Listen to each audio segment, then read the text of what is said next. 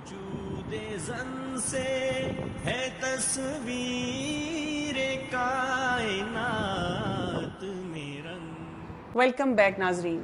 ملاقات کا وقت ڈاکٹر ذکیہ ہاشمی کے ساتھ، ہومیوپیتھک ڈاکٹر اور ماہر ہیں طب نبوی کی، 25 سال سے پریکٹس کر رہی ہیں، ڈریپ کی ایڈوائزری کمیٹی میں بھی ہیں، جو ڈرگ ریگولیٹری اتھارٹی ہے پاکستان کی. السلام علیکم ورحمۃ اللہ وبرکاتہ. وعلیکم السلام ورحمۃ اللہ وبرکاتہ. آج میں ایک اور ٹاپک آپ کے پاس لے کے آئی ہوں. بہت سے لوگوں کی مشکل ہے اور میں چاہوں گی کہ کچھ مشکلیں آسان بھی کریں. جیسے آپ نے بہت سے ہمیں مفید مشورے دیے.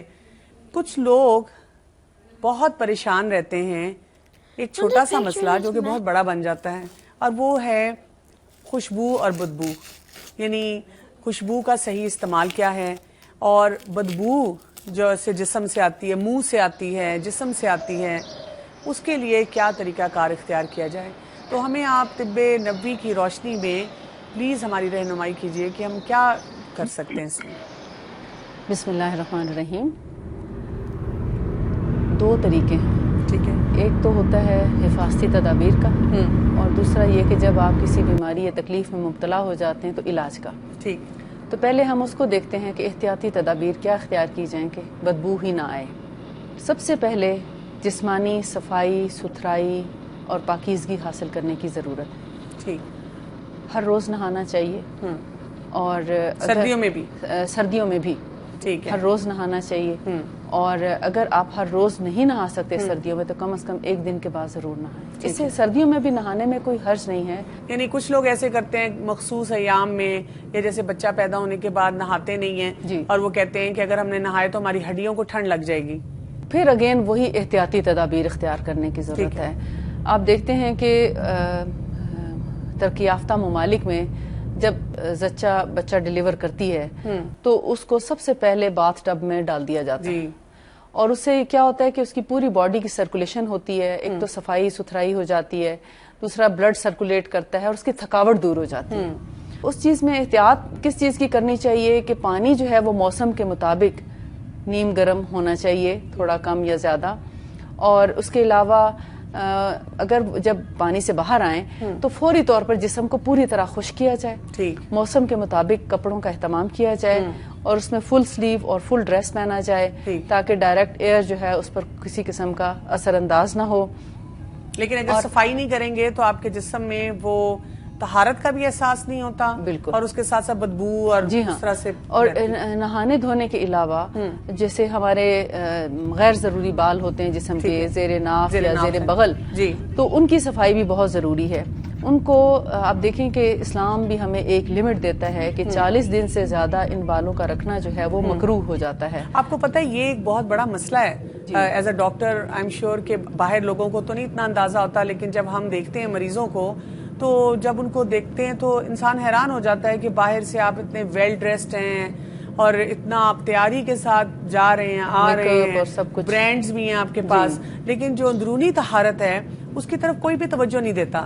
تو یہ بہت ضروری ہے. جی ہاں. اور اسی سے کئی بیماریاں بھی جنم لیتی ہیں، گندگی. اور کیونکہ آپ دیکھتے ہیں کہ شیاطین جو ہیں وہ گندگی پہ بڑے خوش رہتے ہیں. ٹھیک ہے. پھر ایسے لوگوں کے اوپر شیاطین کا جو ہے وہ جادو کا اور اثرات کا عمل دخل بھی ہو جاتا ہے، اور ہمیں یہ نہیں پتہ چلتا کہ ہماری بیماری کی وجوہات کیا کیا ہیں. جب بہت زیادہ بیماریوں میں مبتلا ہو جاتے ہیں تو پھر ڈاکٹرز کے پاس روانہ ہو جاتے ہیں. ٹھیک ہے. اور پھر ٹھیک ہونے کی بجائے مزید بیمار ہو جاتے ہیں. بالکل ٹھیک ہے. اچھا، منہ سے جو بدبو آتی ہے، جی، یہ منہ سے بدبو کا کیا کیا جائے؟ منہ سے بدبو آنا جو ہے بیسیکلی تو ہمارے معدے کی خرابی ہے. اچھا. اس کو صرف ہم معدے کی خرابی بھی نہیں کہہ سکتے. بعض اوقات ہم اپنے دانتوں کی صفائی صحیح معنوں میں نہیں کرتے. ٹھیک ہے. یا بعض لوگوں کو صفائی کرنا ہی نہیں آتی. ٹھیک ہے. نبی صلی اللہ علیہ وسلم کے طریقے کو اگر دیکھیں تو آپ صلی اللہ علیہ وسلم مسواک کیا کرتے تھے. ٹھیک. اور جب ان کی سنت کو دیکھا گیا کہ مسواک آپ کتنی بار کرتے تھے تو آپ حیران ہو جائیں گے کہ دن میں نہ جانے کتنی بار وہ مسواک کیا کرتے تھے. نماز کے ساتھ، ہر نماز سے پہلے وضو میں، گھر سے باہر جانا، قرآن پڑھنا. جی. ہر کھانے کے بعد مسواک. جی. اگر گھر سے باہر جا رہے ہیں تو مسواک، گھر کے اندر واپس آ رہے ہیں تو مسواک کر کے گھر آتے، یا گھر آتے ساتھ فوراً مسواک کرتے. کیا ہم یہ کر سکتے ہیں کہ مسواک کو ہم ٹوتھ برش سے ریپلیس کر دیں؟ یعنی آج کل کی ایک بہت بڑی ایک یہ ڈیبیٹ ہے کہ لوگ کہتے ہیں کہ رسول اللہ صلی اللہ علیہ وسلم کے زمانے میں تو مسواک تھی، لیکن کیونکہ اس وقت ٹوتھ برش ٹوتھ پیسٹ تھی ہی نہیں، اور اب اتنے مزیدار اشتہار جس میں لگتا ہے کہ پتہ نہیں ہمارے منہ سے کیسی خوشبو آنے لگ جائے گی اگر ہم نے یہ ٹوتھ برش اور ٹوتھ پیسٹ استعمال کیے. کیا اس کا متبادل ہے یہ اس کا متبادل کبھی بھی نہیں ہو سکتا. میں نے اپنی لائف میں خود ایکسپیرینس کر کے دیکھا ہے کہ وہ چند منٹ کی خوشبو تو ہوتی ہے، لیکن وہ اتنا ایسے اس کے اندر کیمیکلز ہوتے ہیں جس کی وجہ سے ہمارا جو پالش ہوتی ہے دانتوں کی انیمل ہے وہ آہستہ آہستہ ختم ہو جاتا ہے. جب وہ انیمل ختم ہوتا ہے تو ہمارے دانت گھسنا شروع ہو جاتے ہیں اور پھر کیویٹیز بننا شروع ہو جاتی ہیں. کیویٹیز بنتے بنتے ٹوتھ ڈیکے شروع ہو جاتے ہیں اور اس کی روک تھام کوئی نہیں پھر کر سکتا. پھر آپ دیکھیں بہت کہ مشکل ہو جاتا ہے. آپ بہت اتنے ایکسپینسو ڈاکٹرز کے پاس جا کے اپنے ٹریٹمنٹس کرانے پڑتے ہیں. اس سے بہتر ہے اگر آپ تھوڑی سی تکلیف اٹھا کے اور مسواک کر لیں. بعض لوگ کہتے ہیں میں مسواک کرنا نہیں آتا. انشاءاللہ اس لیے ہم کوشش کریں گے کہ مسواک کا طریقہ وہ بھی ضرور ان کو سکھائیں تاکہ یہ کہ جب وہ پتہ ہو تو اس کے مطابق وہ مسواک کر سکیں. جی ہاں، کیونکہ جب تک ہم طریقہ نہیں سکھائیں گے تو ہماری امت مسلمہ کو کیسے پتہ چلے گا کہ ہم اس سنت پر کیسے عمل کریں. کیونکہ آپ دیکھتے ہیں کہ کتنے بڑے بڑے اشتہارات ہوتے ہیں اور اس میں وہ ٹوتھ پیسٹ کرنے کا طریقہ سکھا رہے ہوتے ہیں کہ ایسے ایسے آپ اتنا ٹوتھ پیسٹ لگائیں اور اس کو اس طرح دانتوں پہ کریں، جبکہ وہ بھی غلط ہے. وہ بھی غلط ہوتا ہے. اور اتنا زیادہ ٹوتھ پیسٹ لگا کے دکھا دیتے ہیں جو دانتوں کے لیے بہت زیادہ نقصان دہ ہے. اور پھر جب دانت خراب ہو جاتے ہیں تو آپ کا معدہ خراب ہونے لگتا ہے اور اس کے آگے پھر اور بیماریوں کا سلسلہ شروع ہو جاتا ہے. جو مسواک ہے اس کو پہلے لینا ہے ہم نے پانی میں ڈپ کرنا ہے. پانی میں ڈپ کر کے اس کو یعنی دھو لیں. اس کو دھو لیں، ٹھیک ہے. دھونے کے بعد اس کو تقریباً 1 انچ کے فاصلے جتنا ایک کٹ لگا لیں مسواک کی ڈنڈی پر. ٹھیک ہے. اور اس کو پھر آہستہ آہستہ دانتوں سے ہلکے ہلکے چباتے رہیں جیسے آپ کوئی بھی چیز ہلکے ہلکے، بہت زور سے نہ کریں کہ ایسا نہ ہو آپ کے دانت کو کوئی نقصان پہنچے. اس سے وہ برش سا بن جائے گا. برش سا بن جائے گا. وہ الگ الگ اس کے ریشے ہو جائیں گے.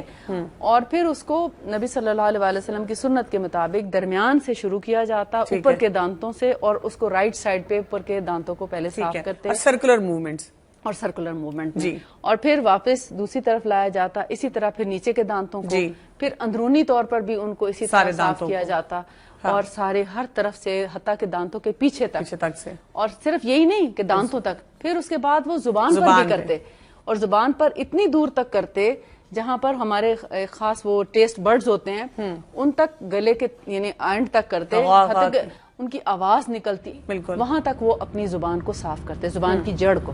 میرے لیے تو ایکچولی یہ بہت امپورٹنٹ چیز تھی کہ رسول اللہ صلی اللہ علیہ وسلم کے جو آخری ایام میں جو ایک چیز آتی ہے کہ انہوں نے جو آخری کام کیے ان میں سے ایک آتا ہے کہ مسواک انہوں نے کی. جی ہاں، سبحان اور اللہ. پھر یہ کہ وہ اس حدیث کا بھی مجھے بہت زیادہ ایک موٹیویٹ کرتی ہے کہ وہ کہتے تھے نا کہ جس کا مفہوم یہ ہے کہ اگر میری امت پہ گراں نہ گزرے تو شاید یعنی کہ ہر نماز کے ساتھ یہ چیز فرض ہو جاتی ہے.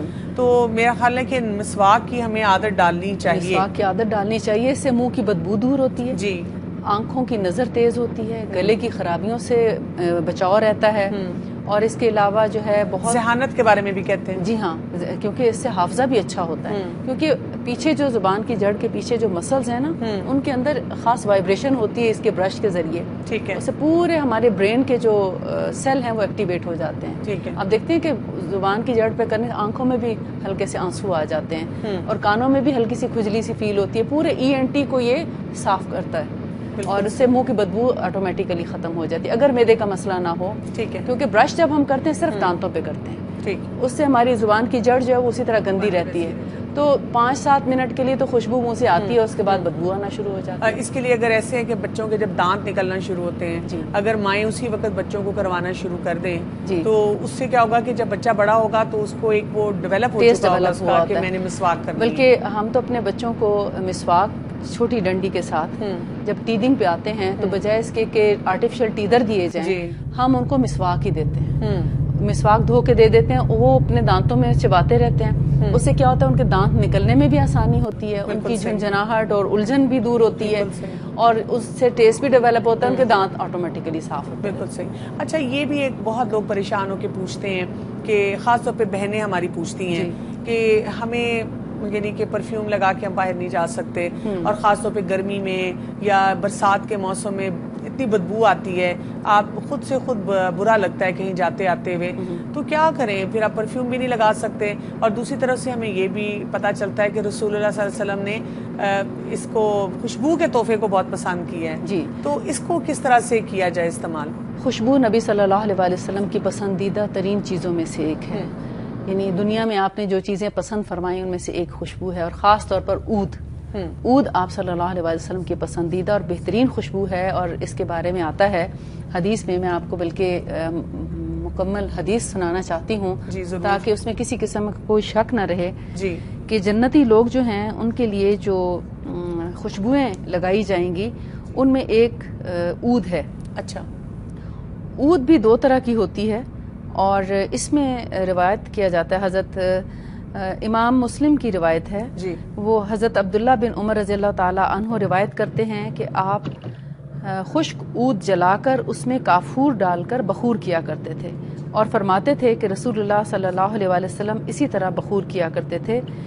اور اہل جنت کے عیش و عشرت کے بیان میں رسول اللہ صلی اللہ علیہ وسلم سے حدیث مروی ہے جس میں ذکر ہے کہ ان کی انگیٹھیاں بھی عود کی ہوں گی. عود آپ کو پتہ ہے کہ ایک بہت مہنگی خوشبو ہے اس دور میں, یعنی اگر آپ 1 کلو اس کا لینا چاہیں تو پتہ نہیں کتنے لاکھ کی وہ 1 کلو ملتی ہے. اچھا جی, اتنی مہنگی خوشبو ہے. یہ دو طرح سے ہے, ایک تو لکوڈ فارم میں جیسے ہمیں ملتی ہے, ہم اس کو عطر کے طور پہ لگا لیتے ہیں, اور دوسرا لکڑی ہوتی ہے اس کی, اس کو جلایا جاتا ہے, پورے گھر میں خوشبو اس کی آ جاتی ہے, اور اس سے بڑا ایک خوشگوار ماحول پیدا ہوتا ہے اور خوشگوار مزاج ہو جاتا ہے انسان کا. تو یہ جو خوشبو ہے اگرچہ مہنگی ہے مگر تھوڑی سی لگانے میں جو ہے جب آپ کا ماحول اتنا اچھا ہو جاتا ہے تو آپ کو یعنی ایک سنت بھی پوری ہوتی ہے. ٹھیک ہے. اور جہاں ہم اور چیزوں پہ اور برتنوں پہ اور ڈیکوریشن پیسز پہ اتنے ہزاروں روپے لگا دیتے ہیں, تو ہم اس ایک سنت کو پوری کرنے کے لیے چند روپے اگر لگا لیں تو میرا خیال ہے کہ لیکن یہ کہ مرد حضرات, اور آج کل آپ دیکھیں کہ ویسے بھی پرفیومریز جو ہیں جی یہ اتنی بڑی انڈسٹری بن چکی ہوئی ہے. جی, تو اگر ہم سنت کے مطابق استعمال کریں تو ایک تو ہمیں سنت کا ثواب ملے گا, دوسرا ہمیں اچھی خوشبوؤں کے بارے میں آگاہی ہونی چاہیے کہ جہاں اتنی دنیا اتنے ڈھیروں قسم کے پرفیومز اور عطر بنا رہی ہے تو ہمیں یہ تو پتا ہو کہ ہمارے رسول صلی اللہ علیہ وسلم کس قسم کی خوشبو پسند کرتے تھے. اس میں بھی بہت حکمت ہے کہ آپ صلی اللہ علیہ وسلم نے جن خوشبوؤں کو پسند فرمایا اس کے اندر ہماری ذہانت, ہماری شجاعت, دلیری, بہادری, ہمارے مزاج کا پختہ پن اور ہمارے یعنی دل کی کیفیت جو ہے اس کی بہت یعنی ایک حکمت پائی جاتی ہے کہ اس کے اندر بڑی تبدیلیاں آتی ہیں. انسان خوشبو آپ دیکھیں آج کل اروما تھراپی جو ہے کس قدر پاپولر ہو رہی ہے, اور بڑا مہنگا علاج بھی ہے. اس کے ساتھ مریضوں کا علاج کیا جاتا ہے اور ان کو مختلف خوشبوؤں کے ساتھ ان کے بالکل. آپ دیکھیں نا, ہم سائیکولوجیکل پرابلمز اگر خود بھی خوشبو لگاتے ہیں, لباس اچھا پہنتے ہیں, اندرونی طہارت, تو ایک فیلنگ ہی اور ہوتی ہے. اور اگر آپ کسی دن بالکل بیٹھے ہوئے ہیں, کپڑے بھی نہیں بدلے, تو آپ دیکھیں ویسے ڈپریشن ہونا شروع ہو جاتا ہے انسان. لیکن جو میں نے آپ سے شروع میں بات کی تھی, مرد حضرات تو چلے آسانی سے لگا لیں گے, ہماری خواتین, ہماری بہنیں جو ہیں وہ کیسے اس سے فائدہ حاصل کریں؟ جی, خواتین کے لیے بھی خوشبو لگانا منع تو نہیں ہے, لیکن یہ ہے کہ مردوں کو تو جیسی بھی خوشبو وہ لگانا چاہیں لگا سکتے ہیں, اور اینی ویئر وہ ہر جگہ لگا سکتے ہیں. لیکن خواتین کے لیے تھوڑی سی احتیاط کرنے کا حکم ہے, کیونکہ آپ صلی اللہ علیہ وسلم نے فرمایا کہ عورت کو خوشبو لگا کے باہر نہیں جانا چاہیے. یعنی اس کو اتنا برا سمجھا گیا جتنا کہ زنا, یعنی اس کی خوشبو جو ہے دوسرے غیر محرم تک نہیں پہنچنی چاہیے. اس لیے بہت احتیاط کی ضرورت ہے کہ جب ہم خوشبو لگائیں تو اپنے باہر کے کپڑوں پر نہیں بلکہ اندرونی طور پر کپڑے پہننے سے پہلے اپنے جسم پر لگا لیا جائے, اور خوشبو جو ہے وہ مردوں کے مقابلے میں قدرے ہلکی خوشبو ہو. ٹھیک ہے. اور باہر جاتے وقت مت لگائیں, یا تو بہت دیر پہلے لگا لیں تاکہ باہر جانے تک اس کا اثر تھوڑا پھیکا ہو جائے, اور یا پھر اپنے جگہ پر پہنچ کے جیسے آپ شادی بیاہ میں یا اپنے کسی پروگرام میں آپ جا رہے ہیں تو وہاں پہنچ کر آپ لگا لیں, تاکہ آپ کو راستے کی جو ایک یعنی وہ گلٹی فیلنگ نہ ہو کہ آپ کسی خدا نہ خواستہ گناہگار ہو رہے ہیں لگا کر راستے میں مردوں کو سنگا کے. تو بہتر ہے کہ ان کو وہاں پہنچ کر لگا لیجیے. اور لیکن اس کا طریقہ بہترین یہی ہے کہ آپ کپڑوں کے اندرونی یعنی انڈر آرم یا اپنے کانوں کے پیچھے یا ایسی جگہ پر جہاں سے خوشبو جو ہے وہ بہت دور تک نہ جائے. اچھا, اسی سے خوشبو سے ریلیٹڈ ایک اور چیز ہے پسینہ. جی, کچھ لوگوں کو پسینہ بھی بہت آتا ہے, وہ کہتے ہیں ہم طہارت بھی رکھتے ہیں, ہم صفائی کا بھی خیال رکھتے ہیں, ہم بہت لگاتے ہیں پرفیومز وغیرہ بھی, لیکن پسینے کا کیا کریں, اتنا زیادہ پسینہ ہمیں. میں سمجھتی ہوں کہ جن لوگوں کو بہت زیادہ پسینہ آتا ہے ان کو پھر ایک دفعہ اپنی غذا پہ غور کرنا چاہیے کہ کیا وہ بہت زیادہ قسموں کے گوشت تو نہیں کھاتے. یعنی جیسے ایٹ اے ٹائم جب آپ مرغی بھی, مچھلی بھی, اور چھوٹا گوشت بھی اور بڑا بھی, یعنی مٹن, بیف سب اکٹھے کھا رہے ہوتے ہیں, تو اس میں آپ کے باڈی کے اندر کچھ ایسے کیمیکل چینجز آتے ہیں کہ آپ کے ہارمونز تک کو افیکٹ کرتے ہیں. ٹھیک ہے. پھر آپ کو اس قسم کے پرابلمز کا سامنا کرنا پڑتا ہے. ٹھیک ہے. اگر آپ کی غذا سادہ ہے, اگر آپ سبزی کا استعمال زیادہ کرتے ہیں اور پھلوں کا استعمال بھی کرتے ہیں, تو آپ سے ایسے پسینے کی بدبو آنا جو ہے وہ کم ہو جاتی ہے. ٹھیک ہے. پانی کا استعمال بھی زیادہ کریں, اور جب آپ دیکھتے ہیں کہ بہت زیادہ پسینے کی بدبو آ رہی ہے تو پھٹکڑی کا استعمال بھی کیا جا سکتا ہے. نہانا دھونا تو ہمیں یعنی چاہیے, ڈیوڈرنٹ کے مقابلے میں پھٹکڑی بہت پھٹکڑی بہتر پسینہ ہے. کم کرنے میں بہت مددگار ہے, لیکن پسینے کو کم کرنے کے بعد اگر آپ چاہتے ہیں کہ خوشبو بھی آپ کے جسم سے آئے تو سب سے اچھی خوشبو عود ہے. اس کے بعد آپ صلی اللہ علیہ وسلم نے مشکی جسے مسک کہا جاتا ہے, اس کا فرمایا کہ وہ بہت اچھی خوشبو ہے, اور اس سے انسان کو ایک تقویت بھی ملتی ہے. ہم آج کل کہتے ہیں نا ہمارے پٹھے تھک گئے ہیں, کمر تھک گئی ہے, اور ہمارے اندر ایک کمزوری اور اس کا احساس ہوتا ہے, تو خوشبو ہمیں ہماری قوت کو بھی بڑھاتی ہے, انرجیٹک بنا دیتی ہے, انرجیٹک بنا دیتی ہے. بہت بہت شکریہ آپ کا. آج کے پروگرام میں ہم نے آپ سے بہت کچھ سیکھا.